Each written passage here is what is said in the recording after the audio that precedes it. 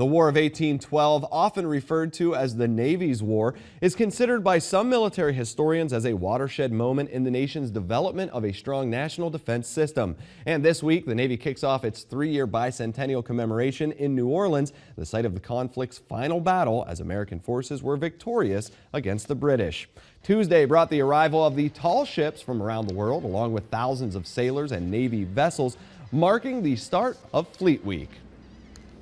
And our very own Petty Officer Michael Wilkin is right in the middle of all the festivities, and he joins us now. Petty Officer Wilkin, what do you have for us?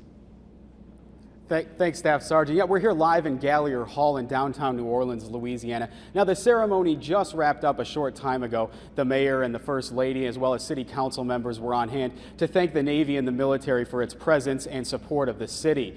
Now, yesterday is when everything really got started with the arrival of the tall ships, as you said. Ships from France, Indonesia, Britain, Canada, and Ecuador. The U.S. Coast Guard and the U.S. Navy are all lining the city's waterfront for the kickoff celebration and the start of Fleet Week.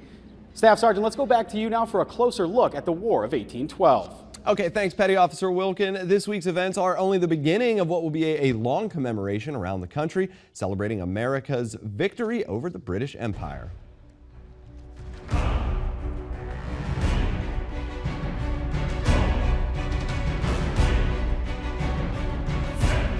New Orleans is the first port visit of 14 port visits. The reason we're picking New Orleans is because of the significance to the War of 1812. Not only is New Orleans the place where everything will begin, it's also the place where the commemoration will end in 2015. That seems fitting to many since New Orleans was the site of the final battle in the War of 1812.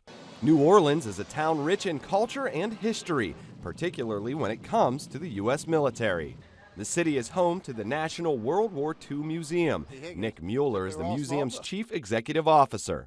The National World War II Museum here in New Orleans, which is the officially designated museum by the United States Congress and the Department of Defense, is an obvious institution to play a major role in these events. Navy Week, this has always been a Navy town. Mr. Mueller says the commemoration of the War of 1812 highlights the great strength of the military. But it draws strengths to the geopolitical importance of New Orleans, the port of New Orleans, why the settlers first came here, why it was so important to win the Battle of New Orleans in 1812. And I think that's why they picked up New Orleans as a starting point for the bicentennial, as well as the ending point 3 years from now when the war was over.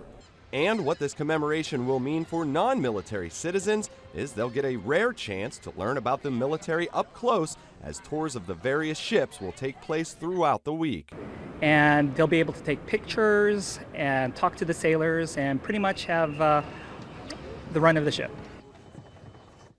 Now, if you want to learn more about the history of the War of 1812 and what it meant to the U.S. military, you can head online to Navy.mil/1812.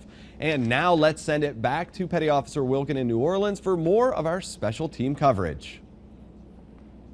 Thanks, Staff Sergeant. Yeah, the War of 1812 itself was actually very important in American history, specifically for the Navy, because it really signified the rebirth of our country's Navy and our nation as a whole. One of the guest speakers during the ceremony today was the commander of Expeditionary Strike Group 2, Rear Admiral Ann Phillips. Now, she noted the significance of the bicentennial taking place here in New Orleans.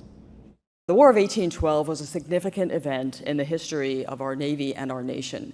It actually validated a young nation and, in fact, helped that young nation understand the importance of its Navy in ensuring access to the global commons and to free trade throughout the world.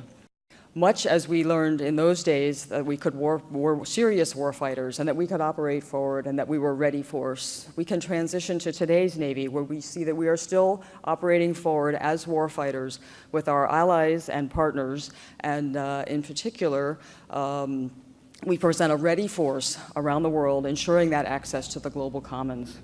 We'll have more coverage from here live in New Orleans a little later on around the services, but for now, let's send it back to Staff Sergeant Josh Hauser in the Pentagon Channel Newsroom.